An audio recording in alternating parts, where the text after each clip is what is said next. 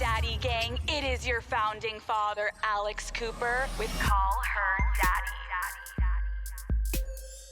Daddy. Okay. RuPaul, welcome to Call Her Daddy. Thanks. Thank you so much for being here. I am very, very excited to talk to you. I think my fans are going to freak out. I think this collab is going to be very fun. When are you your most confident?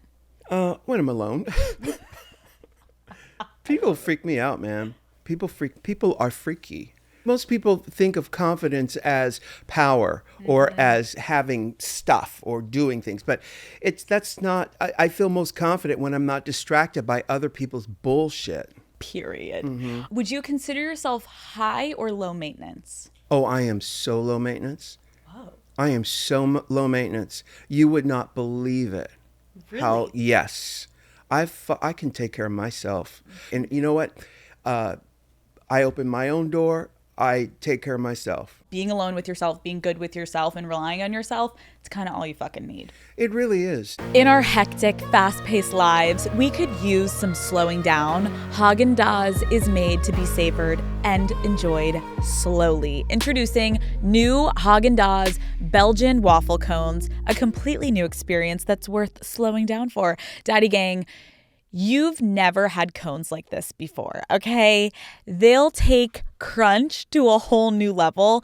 Each crispy waffle cone is filled with the velvety smooth ice cream that Haagen-Dazs is known and loved for. Then it's finished with delicious toppings and a decadent bite of sauce waiting for you at the bottom of the cone, okay? Haagen-Dazs Belgian waffle cones come in 4 delicious flavors: vanilla salted caramel, summer berry, triple chocolate fudge, and toasted almond fudge. Boom. Sign me up. You guys know that I have the most hectic days at the office. So when I get home, I love to grab a little treat, toss my phone away, and take a minute to myself.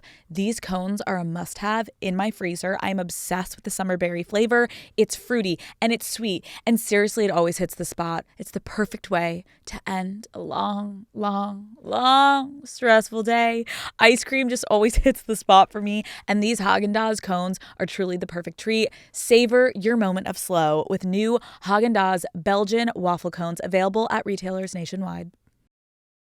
Okay, let's talk about your memoir. Congratulations, The House of Hidden Meanings.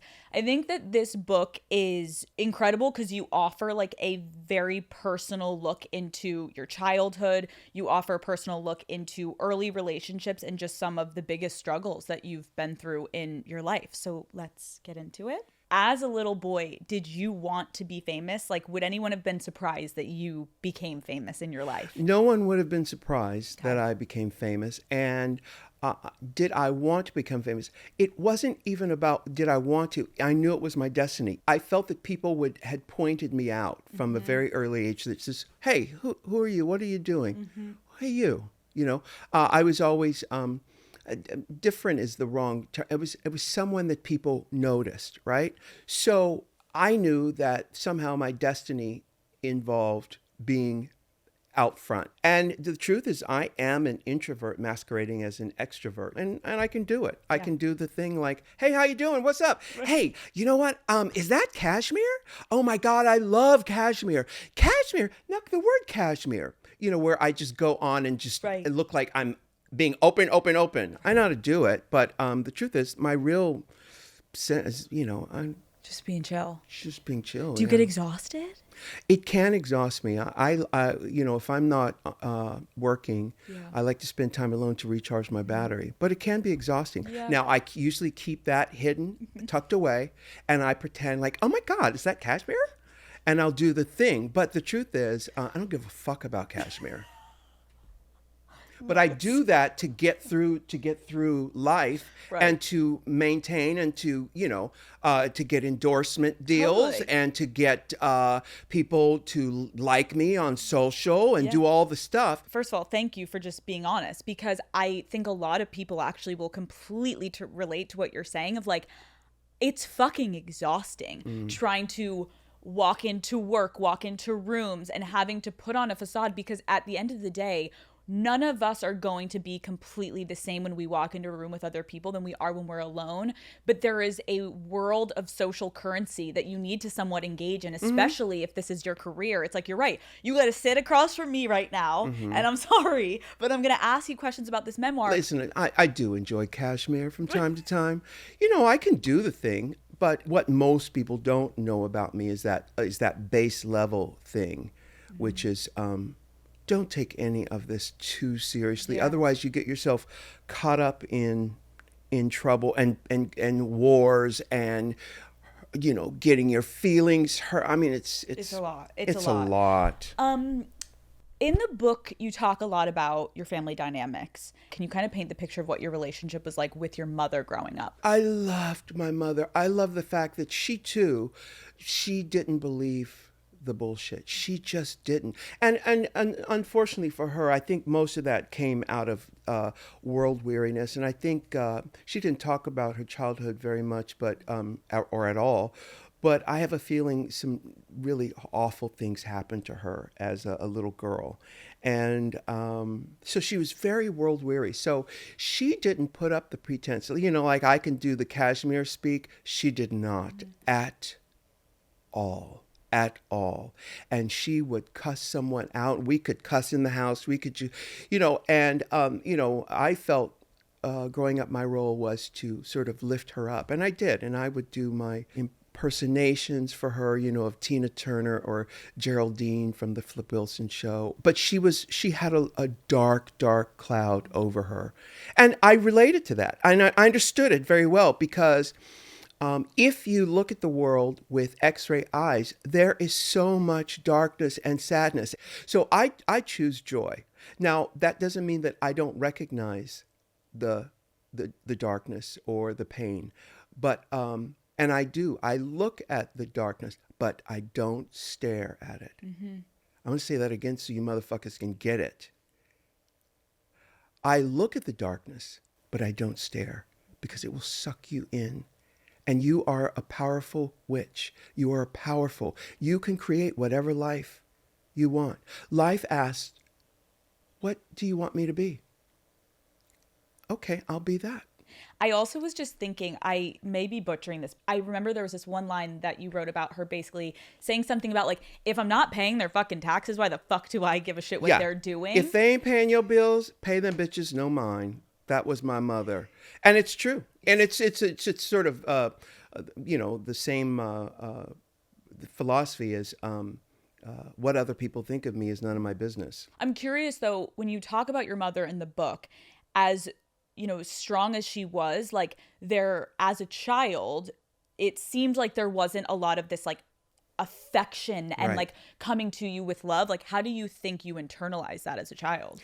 Yeah, well, first of all, I put her first and I understood what her pain was. So I guess I justified her not being that affectionate or that sort of idea of mothering that we all think of. She was not that. In adulthood, I understood that, she probably could have been more loving. But at the time, I felt empathy for her because I knew that she was in so much pain. I mean, she was always, the whole time of my childhood, she was at war with my father, and it made me feel like a diplomat. And it taught me how to read the room and figure out what people needed. I knew what I could say around my father and what I could say around my mother, these warring factors, and to not incriminate one or the other.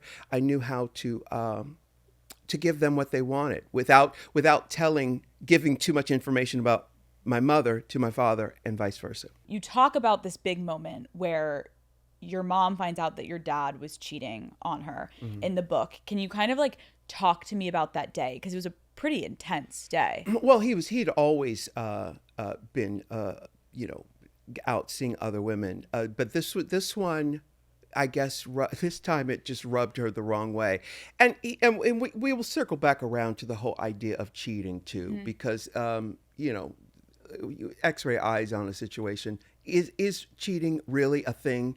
I mean, come on. People do things.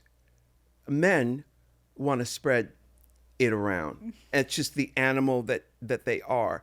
Now, if someone promises you that all of this area here is going to be only for them, they're lying.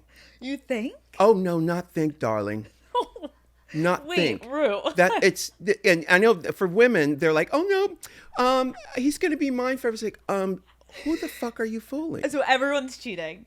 It's not cheating. If you say you're going to save all of this area for one person, you are cheating on yourself. Oh, fuck. You are cheating on yourself. Should I not get married? I'm engaged. Listen, you get married, do whatever you want, but why would you, to the one person you love the most, why would you put restrictions on them? And your best friend in the whole wide world, who you love more than anyone else, why would you say, okay, if you're presented with a situation that is so fabulous and so lovely, I don't want you to do it? That is that is such an interesting way to look at it, and I love it. You can get mad at me all you want with this philosophy. I didn't come up with it. It's just my observation, and it's true. And I grew up, I'm around men, and men who are listening to this are going, yeah. They're like, he's fuck, right. Ru. He's right. Look away. Look yeah. away. No, it's true. It's true. So, what happened with my mother and father, two people who should have never been together, he parked the car in the garage of our house, and she poured gasoline all over the car and said, motherfucker, I will light this bitch up. And I'm 5 years old. My sisters, Rosie is 4. Renee and Renetta are 7 years older than me. We're across the street from the house looking at this scene. And the whole neighborhood is out there watching. And she's like, I will, and Irving is, my father is saying, Tony, please don't. And she's got a pack of matches in her hand saying, I'll do it. Eventually, Sister Harris from her church comes and talks her out of it, and everything is gone. And the fire trucks are there, everything. But when I think back on this scene, I'm not in my body. I'm actually like a camera on a dolly or a jib, looking at the whole scene, moving around the scene like a camera outside of my body. And what happens with young people, and we all do this, is we dissociate. And so that the trauma of what's going on doesn't affect us on an emotional level, we separate from our bodies. We separate from our bodies. And so I don't remember coming back into my body until I got sober, which was when I, right before I turned 40. I was outside of my body the whole time because it wasn't safe enough to be in there with those feelings. When you look back at that moment, what does it make you feel for your younger self? I feel sad for my younger self. I absolutely do.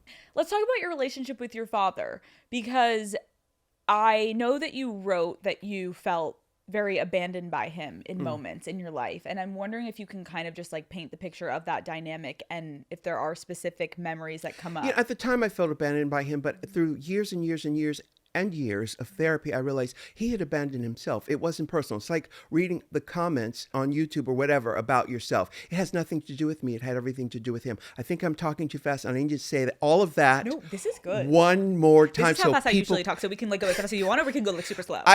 People really need to understand what I just said, which is that it had nothing to do with me. Of course, as a child, I thought, he just doesn't like me. No, he didn't like himself, baby. It had nothing to do with you. Now, my ego wanted to make it about me, but no. I saw a psychic 30 years ago who said, well, you and your father shared past lives together. So when you came into this life together, you were like, "Hey, buddy, it's you. Let's party. Let's boogie. Hey, we're gonna rule the school."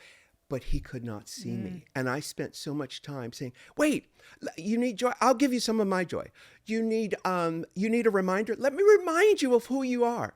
Could not see it, and through therapy, I realized, well, he couldn't see it because for a person to become present in this moment, and this is true of every human on this planet, to be present in this moment would invite you to recognize how much pain you're in right now. So we distract ourselves with whatever we can get our hands on to not experience the depth of pain that we are in. But to move forward in this life, you have to walk through that fire. You have to walk through that pain to get to the other side. There's no other way. There isn't, and I think it can take people a lifetime. Some people never get to that point. Some people engage in therapy and then they're like, oh fuck, I don't want to do this. But it's like you have to open it up to actually see what's in there to then get through it, to get on the other side. You're right.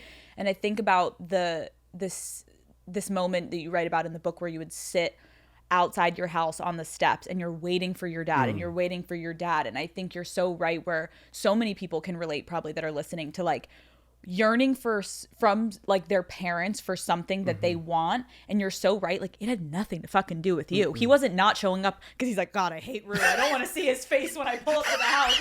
And literally, but you're sitting there being like, he didn't come home because of me. And it's like, it literally had nothing to do with you. That's right. But that's hard to understand at such a young age. So you just internalize it like, damn, my dad fucking hates me. He's abandoned me. I'm nothing. Like, what's wrong with me? That's right. How did your relationship with your father inform the romantic relationships and men you ended up pursuing and choosing? Well, obviously, I never got that validation from my father. So, of course, playing the role of Rue's father today is so and so, and it would be it's like the exact replica, charming, charismatic, good looking, but not available. So I would replay this thing over and over, relationship after relationship, until I ultimately met George, who was someone who chased me, and I didn't know what to do with it. I said, okay, so what's that going to look like? I'm so used to being the chaser. So to allow someone to chase me, it changed everything. It changed everything. And of course, I had to get in touch with my ability to love myself. Even just to accept it, like even you saying like, which we're going to get to, like when you met your husband, it must have been such a strange feeling to accept a love that you had never experienced. Your mother being distant, your father not showing up for you, to then have someone pursuing you. You're like, what the fuck is going on? Like, this feels good, but what's off? And so in a strange way, a lot of the times the thing we're used to, that is what we gravitate towards because it's the norm, even if it's fucking toxic and even if it's unhealthy. And it's like, what the fuck? Preach, bitch. Right? Preach. It's fucked. Testify. You're like, I love this. And it's like, but you watched your father abuse your mother. You watched it. So it, as fucked up as it is, well, that you never saw a healthy relationship. So how would you know, like, not to be scared when someone is just being loving, being nice, coming to you, pursuing you? You're not begging for attention and affection and love. You're like,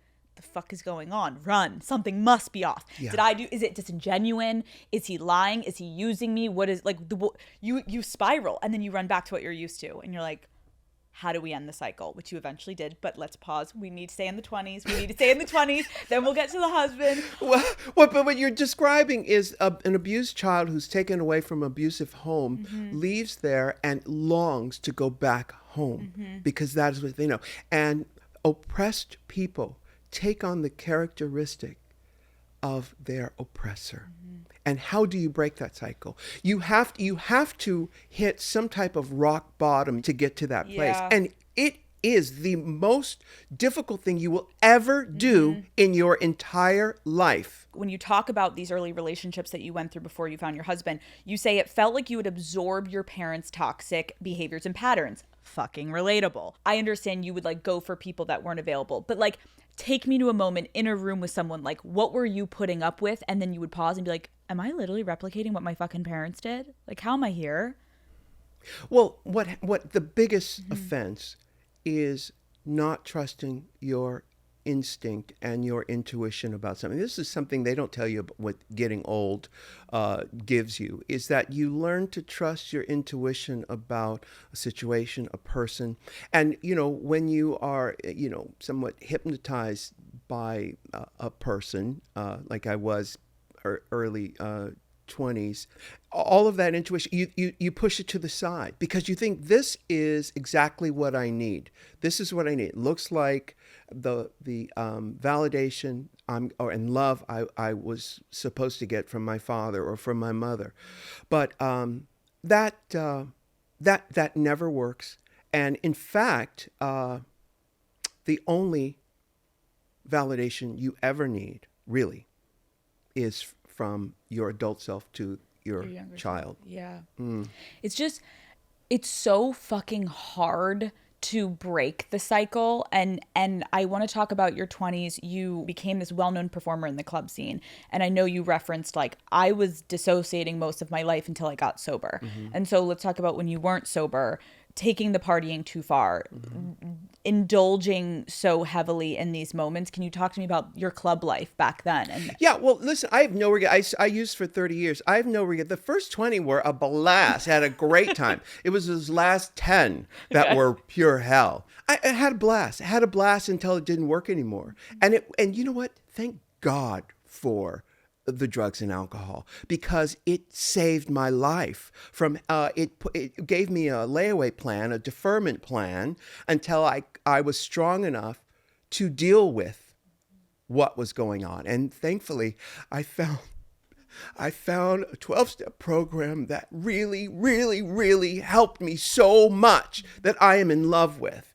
And so I wouldn't be here if it wasn't for that. I would not be here if it wasn't the success I have today. I wouldn't have that if it weren't for this 12-step program, because it takes you through a process of walking back to the scene of the crime and forgiving yourself and giving you the tools, the processing tools, to deal with all of the trauma of what life is. You know, we all live with so much trauma. And, you know, I feel that not just America, I think the whole world needs to hit rock bottom before we can pull ourselves up, because there are two ways to learn. You can learn intellectually, or you can learn by hitting your head on the corner of the thing. Mama said, "Ru, don't touch that stove." And now, if I were smart, I would have thought, well, Mama's been around for a while. She probably knows the right thing. I'm going to touch the stove. That's who we are. We touch the stove. We are bashing our heads against everything. And I agree with you. I think there's going to have to be a rebuild moment.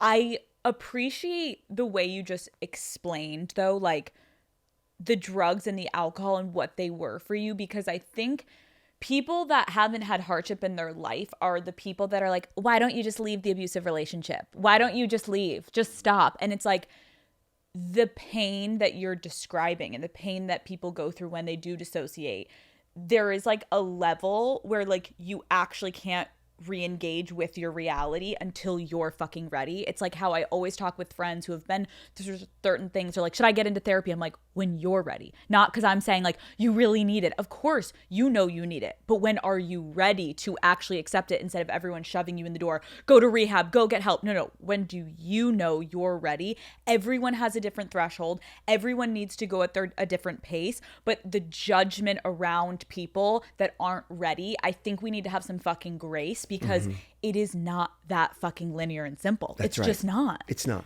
And people are just fucking assholes about it. I'm curious, like, when you look back at that time in your life, as fun as it was, did you have any like self-sabotaging tendencies back then at all? Well, obviously drugs and alcohol put you in situations that could be highly dangerous. And I was in those situations, really, mostly, aside from the drugs, that was with people that I was attracted to, and trying to relive the situation with my father. And I guess really with my mother too, trying to find a situation that would feed my soul. I was looking for soul food, and I was looking for a way to fill that void, when ultimately that void had to be filled by me. You talk about how you, for a while, were like quite uncomfortable with the idea of being wanted, being desired. What types of things were you doing to avoid being seen sexually? Oh, listen, I didn't have to do anything to not be seen sexually. Here's the thing. I've always been an oddball. I don't fit into anyone's description of what in the sexual hierarchy, right? The sexual hierarchy is, oh, he's a daddy. Oh, you're a twink. And there's a whole list of those things. I never fit into any of those things until the first time I got into drag. People, men or straight men, went, "Oh, you're that," and it scared me. It shocked me because I'd never experienced that kind of what's the word where you're being objectified, objectification. I'd never experienced that before because I'd never fit into the sexual hierarchy of la. So when I got into drag, just as a fluke, my band was doing this thing and we got into drag. Okay. I couldn't believe the attention that I got. And I wasn't doing high glam drag. I didn't shave my legs, my hairy chest. I smeared lipstick and it was like punk rock, drag. But I noticed a difference in the energy I was getting. Let's talk about George, because it almost made me tear up when you teared up at the very beginning of this interview. You just mentioned his name and you got teary-eyed. And I don't know, what comes up for you when you even just saying he's lovely. He's a lovely person. He's grumpy. He's angry. He's all of those things, but he's lovely. He really is. He's a lovely person. And I like him more than anybody else. I mean, I think that's great too, because you obviously love being alone. So someone who loves being alone so much, I'm very similar. I sit here and I perform all day and then I need to get the fuck home. Don't fucking talk to me. Don't look at me. And my fiance just knows, let her be alone. Yeah. But I do appreciate his company, which makes me know, I actually fucking like him. Yeah. I actually like you. What was it about him when you met him that you remember being like, this man is different, other than him pursuing you? Well, it was the fact that he was kind and that I trusted him. I trusted him with my feelings because, growing up in between two warring factors, my parents were so obsessed with their own psychodramas that it wasn't a safe place for me to feel nurtured. Like you mentioned that my father's weekends with my sister and I, he was meant to pick us up at that morning, and we'd sit on the porch and wait for him all day. And when I say all day, I mean sitting on that porch all day. He would never show up, waiting for him. And Rosie and I would say, next car's going to be daddy. Next car's going to be daddy. We do that all day long. And so I didn't trust my parents with my feelings. I would sort of mother my mother with, joy and bring her up and all that kind of stuff. So when I met George, I could tell from the moment I met him that he was lovely and kind. And I could trust him with my feelings, that he wouldn't hurt my feelings. He has never hurt my feelings. Never. And my mother, my mother said to me, Ru, you're too goddamn sensitive. I was 5 years old at the time. 5. She also said, Ru, you reminisce too much. And I was 5. I'm 5 years of reminiscing. But, it was insight into her because years later as an adult, I learned that she was actually trying to warn me to not do what she did. And it was very telling about her that she was too sensitive and that she reminisced too much. Interesting. So, and that didn't occur to me. I only got that probably 10 years ago where I went, oh, right, that's what that was. So anyway, George was so open and not secretive. He was just open. In fact, I tell this story at one point when we first started dating, he asked me, hey, can I floss your teeth? Fuck no, you can't floss my teeth. What? I never heard of it. Why? Why did he want to floss your Because teeth? he wanted to be that intimate with me. It was, and I never forgot that because that someone would want, what? But now when you look back on and saying that, like, how does that make you feel when you reflect on him saying that to you? It makes me feel like he wanted not only be inside me, but he wanted to be a part of me. That level of intimacy I had never experienced before. And it allowed, it was a signal to the child who lives inside of me that it's okay. You can relax with him. You can relax with him. He's not going anywhere. In fact, we split up when we got sober together. We split up. Still couldn't shake him. We'd still called 3 times a day. And ultimately we did get back together again and, eventually got married. I want to go through that too, because it's a very...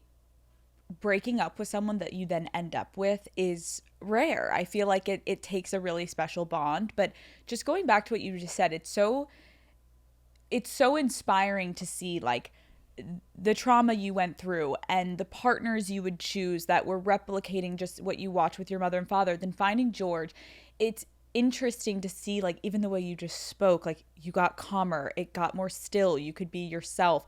Like, in what ways, once you started to engage in a healthy relationship, how long did it take you to actually trust and be yourself? Because I'm sure there are people listening be like, Ru, I fucking hope to God one day I get to where you're at. Like, how long did it actually take once you met him to be like, trust, don't bring up my old shit, like, don't put on him what I've done in other relationships? Like, that's a lot of fucking work. Yeah, no, and look, don't trust me. The beast still came out, in our relationship and my distrust. But soon enough, he would put me at ease. And, it takes time. And, even the time that we were apart, we both realized that there's no one I like more. And the chances of me meeting someone who I felt that comfortable with and that much myself with is very rare. Very rare. When we're young, we think, oh, I've got all the choices in the world. And when you look back, I'm 63, you look back and you go, there were very few situations where people had all their shit together. Not shit together, bank accounts and all that kind of stuff. I'm not talking about that. But knew enough about themselves to not hurt you and project their own hurt out at you. Which is, I think, what my parents did. And and I can forgive them now. There's a book called Toxic Parents that really helped me a lot by Dr. Susan Forward, that really walked me through the steps of overcoming the trauma of my parents. I think it's also incredible because sometimes, like, we run away from things that make us feel good, depending on, again, our trauma of like, this can't be this good. And I think with George, it's so clear that, like, although you were both going through things, which I do want to talk about, with addiction, like, you knew at the core how you felt around this human being, and that is something that lasts forever. How someone makes you feel, you never shake that. Yeah. And you did break up. Can we talk about that just a little bit of, like, how did you decide, because it was mainly you, right, that did decide, like, we need to put this on pause? Well, it was mutual. What happened was we had this condo in Florida, in Miami, that George was redoing. And I learned that he had been addicted to crystal meth, which is the devil. So I put him into rehab and then brought him to a 12-step program. And I went with him to support him in this 12-step program, only to realize this was for me. I need this. And I realized too that I had been living my fame and fortune through George, vicariously through George. So I realized that if I am living through him and he's in this much trouble, that's how much trouble I'm in. You were living your fame through George. What do you mean by that? Well, when at 5, when I had dissociated and separated, became a camera on a jib, I realized I had not come back into my body. So because it was not safe, it didn't feel comfortable for me to feel my feelings firsthand. Got it. I could feel my feelings through him. We'd be flying to Dusseldorf on Elton John's private jet, and he'd be like, "Oh my God, this is great!" So I'd be happy because I informed me, "This is great, this is great." But I could not feel my feelings firsthand. Right. You're like looking for the outside validation of like, what is going on here? Like, oh, this is great. Yeah. This is great. That's Sure, right. for sure, George. That's right. What like interesting. Yes. And it wasn't until I got sober that I was able to bring my feelings and my camera in through my own eyes. But when you looked at George and you recognized he was addicted to crystal meth, that is also when you said, well, I also have an addiction problem. Oh, yeah. No, I'd always used. I started using when I was 10 years old. Wow. I started smoking weed when I was 10 years. Listen, Alex, it was a different time. I'm not judging. It was San Diego, California. Woo! It's a different thing. It's not like the way people think of it today. Do you remember when you tried your first hard drug? Yes. I was probably 13. And back then there was something called Red Devils. And I took a Red Devil pill. I don't know where I got it. I don't know. But yeah. What was it like? Like, what is the effects? I don't remember if it was an upper or a downer. I really do not remember. But I do remember it was around that time. But I wasn't afraid of drugs. I never shot up or anything. But but also the big thing was that I never had any money. So I was at the mercy of whoever I was around. Right. And then in my 20s, I shouldn't say this, but I'm going to. In my 20s, I dropped acid every weekend throughout my 20s. Every weekend, like 4 hits of acid every weekend. Have you ever dropped acid? I have never done it. What does it feel like? Well, I'll tell you. Okay. We're going to listen, you're an adult. We're like, don't do acid. Yeah, whatever. Yeah. It's fucking incredible. It's incredible because it was the proof I had that this world is an illusion. That everything you think you know about solid objects or what people are is a lie. And I had that suspicion before I dropped acid. So when I dropped acid, it was like, yes, this is exactly. And the people who freak out, and I used to drop it, and some people would freak out. You know what that means? They're like, oh my God, oh my God. Those are the people who it never occurred to them that this is an illusion. From the day I was born, I thought, this is an illusion. So the minute you dropped acid, you were like, damn right. Yeah. It lifts the veil of the illusion, the fantasy that we collectively agree to in our lives. Did you, like, when you got so famous and you're in New York and people know who you are, like, were you at all ever paranoid that people were going to be like, RuPaul is like fucked up or there's something, you know what I mean? Like, I do. I was downtown famous in my 20s, but I didn't get world famous until I was 32.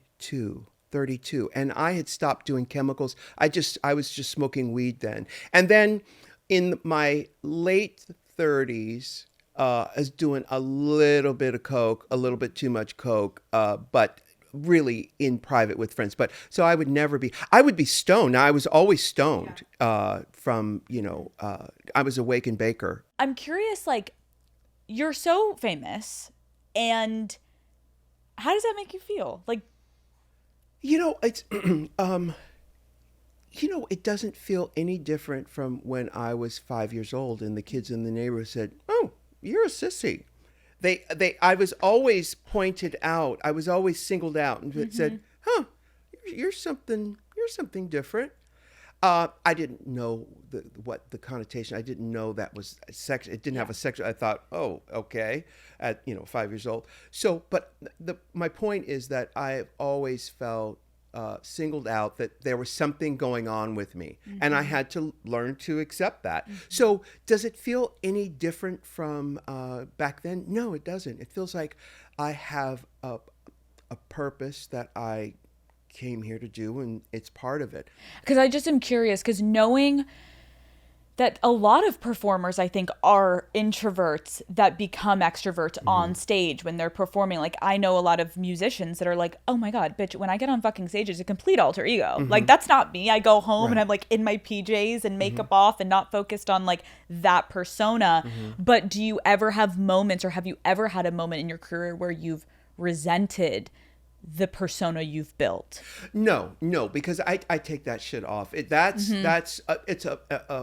a part of me, but it's not who I am. And thankfully, drag is so brilliant, because it's like a wink wink nudge nudge at the facade that we were talking about, where that being on tripping breaks through that. Drag is an extension of that wink wink nudge nudge, and so it's not really to be taken seriously. It's paint, powder, but I never once thought that's who I am. Right. Yeah. It's supposed to be fun. You're supposed to enjoy it. Absolutely. People take shit too fucking seriously. They take stuff too seriously. And they read into it too much. You're like, it's not that deep. It's not that deep. It's not. It's really not.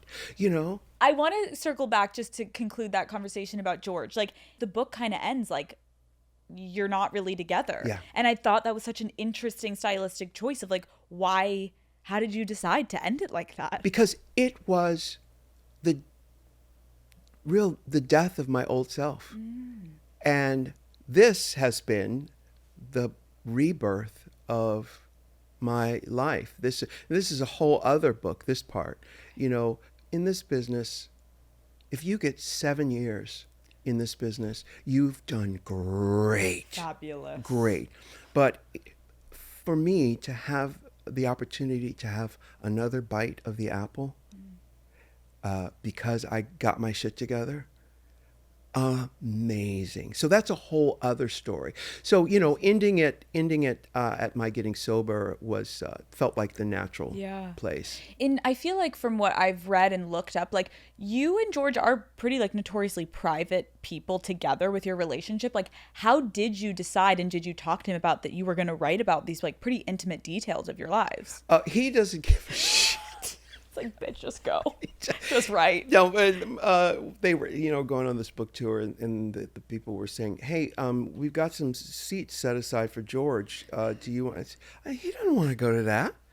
He doesn't care about that. Stop. I love it. He doesn't know who any pop stars are. He doesn't care. He don't care. So refreshing, though. He does not care. But that must be nice for your life. Oh, yeah. Right? To come home to someone that's literally like, I don't care. Yeah. No, he doesn't give a shit about You're like, this babe, stuff. guess what I did today? He's like, I care what you did, but I don't actually care who was in the room. You're like, Beyonce was there. He's like, huh? No, he fucking knows who Beyonce is. He knows who she is. He would care. Let's see. Hey, who would he care about? He loves Aretha Franklin. Of course, Okay. she's dead now. Of course, yeah, she's dead. She can't walk in the room, but... Actually, he went with me. I thank God he was with me. In 1995, he went with me to Detroit. I performed at Aretha Franklin's birthday party. And we were in there, and her assistant came in with the check for me that she had written for my payment. Oh my God. This is before I went on stage. And the check was written out to RuPaul. Signed Aretha Franklin, RuPaul. And of course, I couldn't keep it. I wanted to keep it. But thank God George was there with me so he could see it, so that it wasn't, I didn't dream this up. It's really real. They took the check back and wrote it out to RuPaul, but... Oh my God. But so he met her. Yes. So he hasn't been stunned since 1995. Like, fuck. George hasn't lived since 1995. He hasn't felt something. I know. I'm trying to think who he would be starstruck by. He wouldn't be starstruck by anything. He, this sounds weird. Like I'm trying to gain him points, but he is more starstruck by animals, and he knows the name of every flower. And he knows the name of every animal, like what they are. He knows the breed of every dog. So he and children gravitate toward. He's that person. Why do we give a fuck about celebrities anymore? I want to know dogs, animals, the flowers, the insects. Let's go, George. Well, don't get me wrong. Listen, he's got his faults. You mentioned drag, and it's just, it is so incredible to have a show on its 16th season. That's kind of unheard of. Like, there's very few shows in the world that like go that long. Do you remember the beginning days? I do. Like, what does it make you think to like look at this empire that you've built? Like, you just must be so proud. I am very proud. I'm most proud of the contestants who have come through there, who are so lovely and so courageous to allow their stories to be told and to share those stories of courage with people around the world. What do you think is the biggest misconception about drag?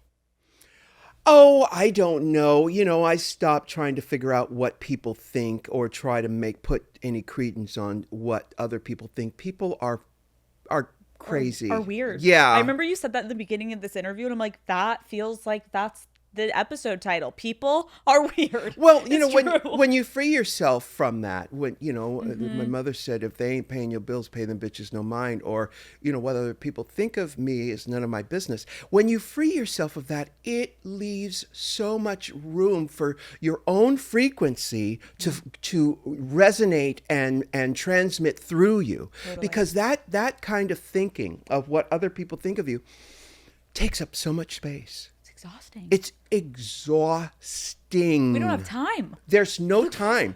And when I hit 30, I realized the biggest lesson I got when I turned 30 was I don't have to like everyone and everyone doesn't have to like me. Amen.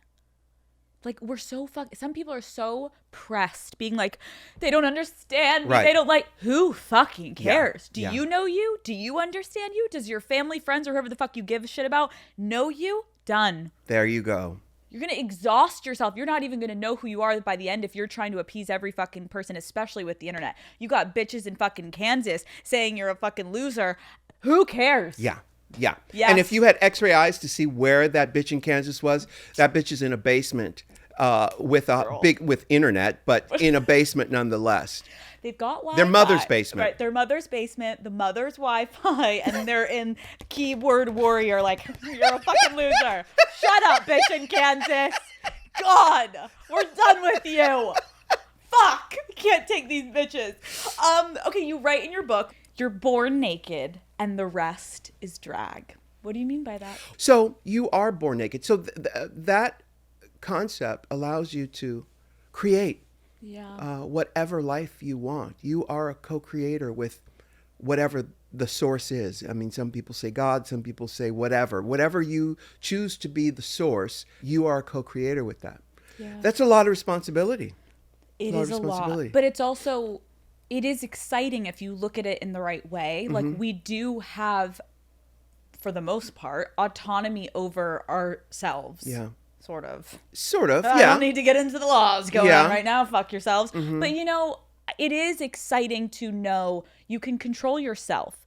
And I think sometimes we get a little in the clouds and we start to look around us too much, where it's like, why are you trying to be like that person, that person, that person? Why are you trying to appease? What do you want? Yeah. And I don't think we ask ourselves that enough, because I don't think we're taught it. Like you said in the middle of this interview, you were like, my mom told me, like, stop being emotional, Ru, and stop doing this. But it was all, again, projection from your mother. It's like, well, maybe the most beautiful part of you is that you're emotional. Sure. Maybe you should lean into that. What do you want? And I think we can take from this, especially, just like, live the way that you want to live and block out as much noise as you possibly can. It's hard, but when you do it, there is some peace and quiet that you can find within yourself. It is hard. And of course, all roads lead to, are you willing to be in this moment with yourself, which is a tall order, because the first thing you would recognize if you did that was how much pain you're in. So again, you have to walk through that fire, which is painful. To get to your true self. Because a lot of us, we sweep the emotions. In my case, I dissociated with myself. We sweep a lot of our feelings under the rug. I did that with drugs and alcohol until I had to pay the bill. And when you look at the bill, you're like, what? Fuck, it's big and long. Who ordered the Pellegrino. What does the Pellegrino stand for in your life, Rue? What does it symbolize? You know, and you have to, you literally have to go through all of the stuff that you put away before you can move forward. So that's why most people don't accept the challenge of creating the life they were meant to have. Yeah. Most people, go with plan A or plan B. And a lot of times I think because plan A or plan B doesn't really fit your needs, you will use drugs and alcohol to numb the pain. Mm-hmm. That's what we're a culture of addicts. Yeah. We're all addicted to something. But imagine if we were taught how to process those feelings. I use drugs and alcohols to deal with feelings I didn't know how to process until eventually I did learn how to process those feelings. Imagine a world, a culture of people who could do that. When we're able to do that, I think the amount of like peace and unity that will come from all different walks of life and all different backgrounds, we're so fucking far from that. But you're so right. It's like we're not taught to process, so we're angry and we're miserable and we're anxious and we're insecure and we are lost. And I appreciate you coming on today and just talking through this, because I think it's so inspiring for people listening, the way you talk about your memoir being almost like this other part of you that now is put to bed, and there's now a complete new book basically that's being created right now as you're sitting here and the way you're living your life. I think we need to start to look at ourselves that way of like, you can have been many different people in your life and it doesn't define you. It's part of you. But I think every new chapter is on you to decide how it's going to be written. So I hope this was fun. It was fun. Did it get better? It's actually, it was a lot of fun. And I love what you're saying there, because what the truth is, it's about the crucifixion and the resurrection. And once you are able to be reborn into your higher self, that's when the party really begins. And that's why I feel like the party for me, when I got sober, really started. And I needed to put that first part to bed, and that's what the House of Hidden Meanings is about. It's incredible. Everyone, please go read it, and congratulations to you, because it is so cool to see. Like, I love that you did a memoir where it stops at 1999, basically. Something like 2000, something like 2000, that. Yeah. And now it's like, what's next? Love it. RuPaul, thank you so much for coming on Color Daddy. It truly was a pleasure. Thank you. Thank you.